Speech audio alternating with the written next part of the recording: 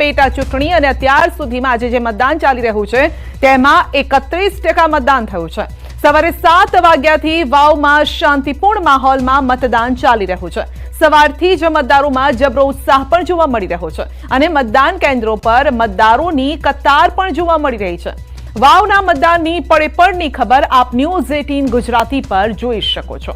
ઉત્તર ગુજરાત માટે સૌથી મોટા જંગ સમાન આ પેટા ચૂંટણીમાં ખાસ વાત એ છે કે મતદારોનો જબરો ઉત્સાહ પણ જોવા મળી રહ્યો છે।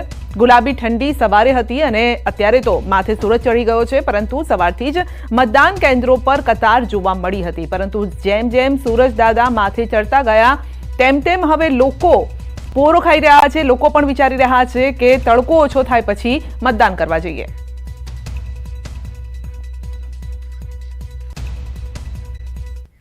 જેમ પેટા ચૂંટણીમાં આશીર્વાદ મળશે। સાંસદ જ્ઞાનીબેન ઠાકોરે અબાસણાથી મતદાન કર્યું અને અગાઉ ઈવીએમ મશીન ખોટવાતા સાંસદ જ્ઞાનીબેન ઠાકોરે મુલાકાત પણ લીધી હતી। કોંગ્રેસ પાર્ટી વિધાનસભામાં હેટ્રિક મારશે અને કોંગ્રેસના મતદારો, સર્વ સમાજના મતદારો કોંગ્રેસ પાર્ટીના ઉમેદવારને આશીર્વાદ આપશે અને કમળ ઉપર ગુલાબ ભારે પડશે અને અમારો જે વિજય છે એ નિશ્ચિત છે। મતદાનના મથકોની મુલાકાત લેતા અને મતદારોનો ઉત્સાહ જોતા એટલે 23 તારીખે પરિણામ આવશે ત્યારે અમારો વિજય વરઘોડો અને અબીલ ને ગુલાલના જશ્નના ભાગીદાર એ વાવ વિધાનસભાના સર્વ સમાજના મતદારો થશે એવો મને મારા મતદારો ઉપરના વિસ્તાર ઉપર પૂરો છે। જ્ઞાનીબેને મતદાન કર્યું છે, તેમની સાથે વાત કરીશું। બેન, આ મતદાન કર્યું છે, ત્રીજી વખત મતદાન કર્યું છે અને કેટલા આશ્વસ્ત છો? થેન્ક યુ, એકદમ પૂરા મૂડમાં આઈ એમ વિન। જીત અમારી થવાની છે અને આપ સૌ મીડિયાનો આભાર। બેન, તમે કીધું કે મતદાનની ટકાવારી વધશે, તો કોને ફાયદો કરશે? જે મતદાન થયા પછી એનાલિસિસ થયા પછી ખબર પડશે, પણ ઊંચું જેટલું મતદાન થાય એનો ફાયદો અમને થશે। બેન, આપણે આક્ષેપ પણ કર્યા છે કે મશીનરીનો દુરુપયોગ થઈ રહ્યો છે, શું કહેશો આ મુદ્દે? મશીનરીનો દુરુપયોગના એક પેટા ચૂંટણી માટેને કાયમી રહ્યો છે, એટલે એ તંદુરસ્ત લોકશાહીના દર્શન કરાવે અને ખેલદિલી પૂર્વક કામના હિસાબે વોટ માગે એવી હું એમની પાસે અપેક્ષા। ભાજપ પણ જીતનો વિશ્વાસ વ્યક્ત કરી રહ્યો છે, એ મુદ્દે તમારું શું કહેવું છે? સવાલ ઉઠાવ્યા છે, ભાજપે તમને જીતનો વિશ્વાસ વ્યક્ત કર્યો છે, શું કહેશો? મેં કહ્યું એ પ્રમાણે દબાવવાની, ડરાવવાની, ખોટી લાગવગો કરવાની, કામો માટેના ખોટા વાયદા આપવાના આ જે એમની પ્રણાલિકા છે એ ક્યાંક ને ક્યાંક એમની બોખલાહટ અને આજ 5 વાગ્યા પછી કોઈનો ફોન પણ ઉપાડવાના નથી અમને ખબર છે, પણ જે એમને જ્યાં ગામડામાં જઈને વાયદા આપ્યા હોય પૂરા એટલે મતદાનના આગલા દિવસ સુધી કે આજે ચોક્કસથી તો જે આક્ષેપો કર્યા છે, પ્રતિ આક્ષેપો કર્યા છે તેને લઈને વાત કરી છે, પરંતુ સાંજે ખબર પડશે કે મતદાનના આંકડા શું આવે છે અને કોના તરફી ઝુકાવ રહ્યો છે, તે પ્રકારની વાત તેમણે કહી હતી। કેમેરા પર્સન પંકજ મકવાણા સાથે ગૌતમ શ્રીમાળી, ન્યૂઝ 18 ગુજરાતી, બાબર। તો જ્ઞાનીબેને મતદાન કર્યું હતું અને સાથે વિશ્વાસ પણ વ્યક્ત કર્યો છે કે વાવમાં કમળ પર ગુલાબ ભારે પડશે। આ પહેલા પણ તેઓએ ગુલાબ વહેંચ્યા હતા લોકોને અને તે રીતે પ્રચાર પણ તેઓએ કર્યો હતો। જોવાનું રહેશે કે આજે સાંજે 5 વાગ્યા બાદ જે મતની ટકાવારી છે તેના આધારે કઈ રીતે શું બંધ બેસે છે, કારણ કે અત્યારે તો તમામ જે પક્ષ છે, અપક્ષ હોય કે પછી આ સાથે જ બીજેપી હોય, કોંગ્રેસ હોય, પોતાની જીતના દાવા કરી રહ્યા છે, પરંતુ આ અંગે ઠાકરસિંહે શું કહ્યું છે તે જોઈએ, કારણ કે છેલ્લા ઘણા સમયથી તેઓ પણ પ્રચારમાં લાગેલા છે। પેટા ચૂંટણીને લઈને વહેલી સવારથી જ મતદારોમાં ઉત્સાહ છે। અત્યારે આપણી સાથે છે ઠાકરસિંહ રબારી, તેમની જોડે સીધી જ વાત કરશું। ઠાકરસિંહભાઈ, આપે મતદાન કર્યું છે, શું અપીલ કરવા માંગો છો મતદારોને? તમામ મતદારોને લોકશાહીના પર્વમાં 90 હું તો એમ કહું કે 98-99% મતદાન કરે। લોકશાહીના પર્વમાં મતદાન ઓછું થાય એટલે જે લોકો ધારે એ નથી થઈ શકતું, 60% મતદાન થતું હોય તો 40% લોકો તો મતદાનથી વંચિત રહે કે એમને શું નિર્ણય લેવાનો છે, એટલે લોકોએ 98 થી 99% મતદાન કરવું જોઈએ અને લોકશાહીના પર્વમાં મતદાન કરી અને લોકો જે કરે એ લોકશાહીની સાચી ઉજવણી છે।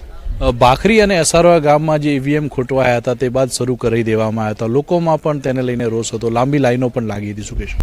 ક્યાંક મશીનોમાં ગડબડ છે, પરંતુ એ તાત્કાલિક જ્યારે સૂચના આપવામાં આવે તો તાત્કાલિક તંત્ર બદલીને નવું મશીન મૂકે છે, એટલે થોડા ઘણી તકલીફો પડશે, પણ અમારી પ્રજા અહીં રાત્રે 9-9, 10-10 વાગ્યા સુધી લાઈનમાં રહીને પણ મતદાન કરી દેશે।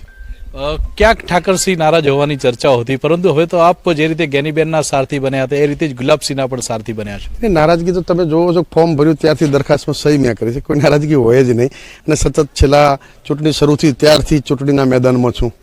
ત્રિપાંખીયો જંગ છે આ વખતે, શું કહેશો આપ, કઈ રીતે જોઈ રહ્યા છો આ ચૂંટણીને? જો ત્રિપંખીયા જંગમાં દરેક જેટલા લડતા હોય દરેકને ઈચ્છા હોય, કોઈ પણ ખેતી કરતા તેને એમ થાય કે મારી ખેતી સારી થાય, એટલે દરેકને વિજયની અપેક્ષાઓ હોય.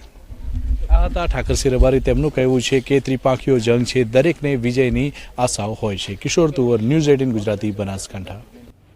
તો સવારે 7 વાગ્યાથી મતદાન શરૂ થયું છે અને અત્યાર સુધીમાં જે મતદાન થયું છે તે 37% આસપાસ આ મતદાન થયું છે. 39% આ મતદાન હવે પહોંચી ગયું છે.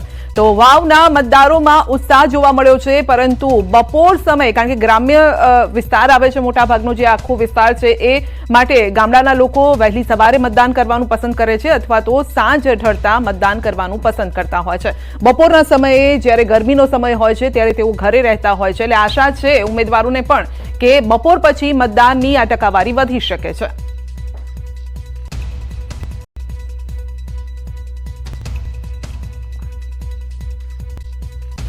પહોંચ્યા છે અને એક જ ગામમાં પહોંચ્યા બાદ ભાજપ ઉમેદવાર સ્વરૂપજી ઠાકોરે કોંગ્રેસ ઉમેદવાર ગુલાબસિંહ રાજપૂતને હાથ મિલાવવા હાથ લંબાવ્યો, પણ કોંગ્રેસ ઉમેદવારે હાથ ન મિલાવ્યો અને બંને સામસામે હાથ જોડી રામ રામ કર્યા હતા.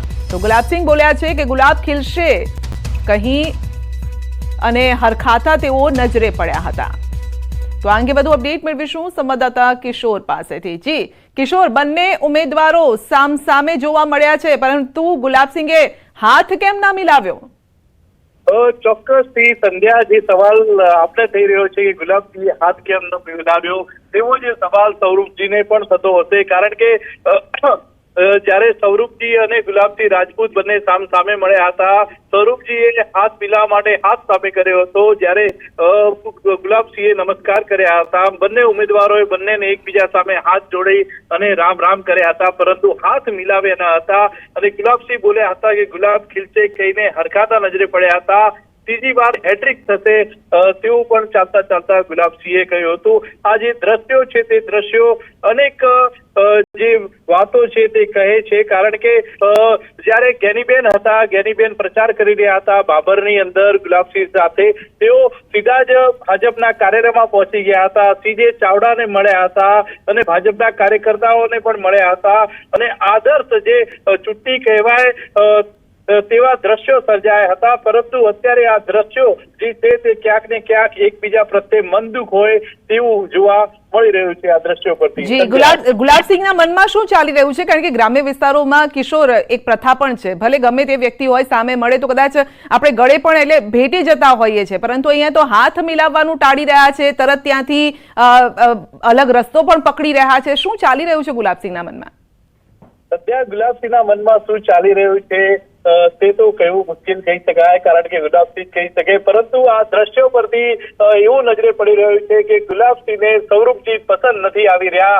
કારણ કે જે રીતે ગેનીબેન ભાજપના કાર્યાલયમાં જઈને ગુલાબનું ફૂલ આપી શકતા હોય, કાર્યકર્તાઓને ભેટી શકતા હોય, તો સામે ગુલાબસિંહ રાજપૂત છે તે હાથ પણ નથી મિલાવતા સ્વરૂપજી સામે અને રામ રામ કરીને પરત ફરી જતા હોય છે. આ જે વાવની જે ચૂંટણી છે તેમાં ભાજપ અને કોંગ્રેસના અનેક કાર્યકર્તાઓ અને પ્રદેશ કક્ષાના નેતાઓ પણ સામે એકબીજા ગામોમાં જોવા મળ્યા હતા, એકબીજાથી હાથ મિલાવતા હતા, વાતો પણ કરતા હતા. પરંતુ આ દ્રશ્યો જે છે તે કંઈક નવી જ કહાની કહી જાય છે. સંધ્યા, જી આપનો આભાર અમારી સાથે જોડા બદલ. તો આ દ્રશ્યો ઘણું બધું કહી જાય છે ને જ્યારે ગ્રામ્ય લેવલની વાત હોય ત્યારે ગામમાં ચર્ચા પણ થતી હોય કે આવું તો કંઈ થતું હશે.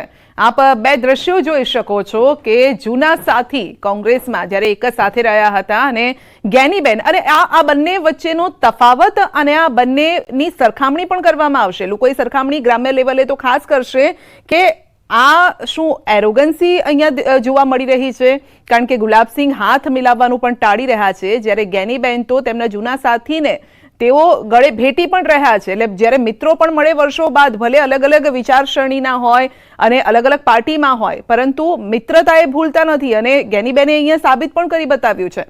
અને કદાચ એ જ કારણ છે કે ગેનીબેન 2 વખત 2 ટર્મ તેઓ જીત્યા અને આ સાથે ત્યારબાદ લોકસભાની ચૂંટણી લડ્યા અને સાંસદ બન્યા. તો ગ્રામ્ય લેવલે આ ઘણું બધું અગત્યનું થઈ જતું હોય છે. એકબીજાનો મેળાપ જે હોય, બોલીચાલી હોય, તમારું જે વર્તન હોય એ ઘણું બધું કહી જતું હોય છે. ક્યાં ગુલાબસિંહને કદાચ આ વસ્તુ ભારે ન પડે, કારણ કે સ્વરૂપજી તો હાથ પણ લંબાવી રહ્યા છે. પહેલા તો રામ રામ કર્યા હાથ જોડીને, ત્યારબાદ હાથ લંબાવે છે, પરંતુ ગુલાબસિંહ બે હાથ જોડીને જતા રહે છે.